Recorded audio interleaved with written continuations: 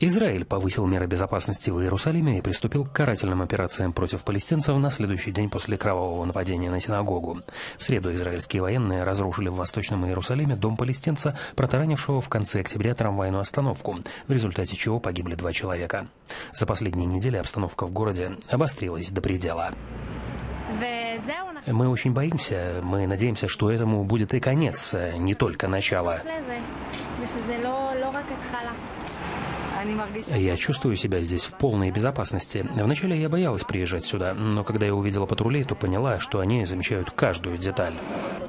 Эти ощущения контрастируют с реалиями Восточного Иерусалима, где практически ежедневно происходят столкновения между палестинской молодежью и израильской полицией.